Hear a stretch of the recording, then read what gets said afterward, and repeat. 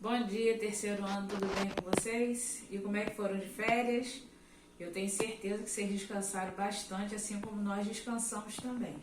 Então, hoje a gente vai ver as várias faces, né, dos poetas de 1930, que são os poetas que também vão pertencer à segunda geração do modernismo, né? Alguns poetas que a gente vai falar é de 1930 a 1945, nós temos Murilo Mendes, Jorge de Lima, nós temos Cecília Meirelles, Vinícius de Moraes, Mário Quintana, e vamos falar um pouco também sobre a poética drummondiana, tá? Foi o engajamento da poesia de Drummond. Vamos começar então por Murilo Mendes, porque a gente vai fazendo isso na ordem, vai ficando mais fácil. Ele é da segunda geração modernista, ou segunda fase modernista, né? Ele publicou também poemas em revistas, a Antropofagia foi uma das revistas, e ele também fez as suas publicações nelas. Trouxe alguns poemas religiosos. Por que Murilo Mendes traz poemas religiosos? Porque ele também se converteu ao catolicismo. E por conta dessa conversão, ele também vai trazer apontamentos da poesia religiosa dentro do seu texto. Né? Recebeu várias influências das vanguardas europeias. Por causa de quê? Porque muito ele viajou pela Europa.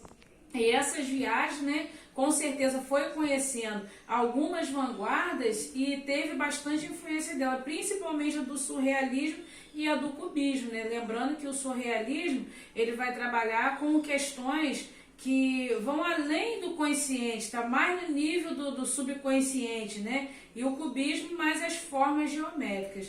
E aí, por conta dessas formas geométricas, a gente consegue entender que os poemas de Murilo Mendes, eles são poemas muito mais visuais. Nós temos também Jorge de Lima, que também faz parte da segunda geração modernista, né? Ele teve destaque na poesia de 30, tem como tema central também a poesia religiosa. Se vocês vão perceber que grande parte desses autores também traz a temática religiosa dentro dos seus textos. Também ele vai focar na temática dele na cultura brasileira, nos aspectos mais assim, social do regionalismo e também da religião no próprio país. Ele vai falar sobre a escravidão, sobre o folclore, sobre a fauna, a flora, a infância, e vai falar também sobre as desigualdades.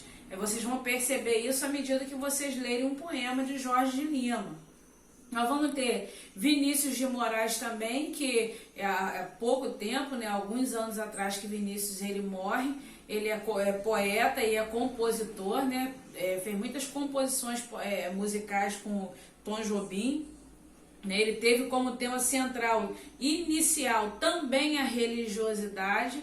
Vinícius de Moraes, só uma curiosidade, ele estudou em colégio jesuíta. Possivelmente, por estudar em colégio jesuíta, ele pode ter sofrido essa influência. Né? Trouxe também como outros temas a vida cotidiana, as relações amorosas, a relação do homem com a morte. Todos esses temas aí foram fazendo parte das criações poéticas de Vinícius. Escreveu também sonetos, né? E a sua obra ela foi dividida em duas partes. A primeira parte foi chamada de mística e religiosa, e a segunda parte são com temas voltados ao cotidiano. Nós temos também Cecília Meirelles, né, que vai ter as suas obras de caráter mais intimista, mais introspectiva. Cecília Meirelles, né, foi a primeira voz feminina nessa geração aí, mas foi uma voz feminina de grande expressão. Tá? As suas poéticas vão evidenciar também a religiosidade, vão evidenciar o misticismo, o imaginário, o mundo infantil, tanto é que a gente tem muitas obras infantis de Cecília Meirelles, e também a transitoriedade da vida, ou seja, a vida passa, a vida é passageira. E ela também vai trabalhar com a questão da morte, tá? Ela vai também trazer dentro dos seus poemas essa questão de morte, até pelo conhecimento da biografia dela. Ela foi criada pela avó, né? E aí a gente vê que a perda de pai, de mãe, teve uma grande influência nas suas criações, né? Então, isso que a gente vai ver dentro da poesia de Cecília Meirelles, essa questão infantil também. Nós temos Mário Quintana, que foi um dos maiores poetas do século XX, né? ele vai trazer como tema pra gente o amor, o tempo, a natureza, a velhice, o cotidiano. E os poemas de Mário Quintana são poemas bem curtinhos, não são poemas longos, e a gente vai ver esses temas muito recorrentes dentro da poesia dele. E pra gente finalizar, a gente vai ter o engajamento da poética drummondiana, né, de Carlos Drummond de Andrade. Que Carlos Drummond de Andrade, além de escrever poesias, ele também vai escrever contos e crônicas. Isso é fato, tá? As poesias que ele escrevia eram poesias de questionamento, em torno da existência humana, do sentimento de estar no mundo, do pensar em estar no mundo, das inquietações sociais, religiosas, as questões amorosas. Tudo isso vai fazer parte da produção poética de Carlos Drummond de Andrade.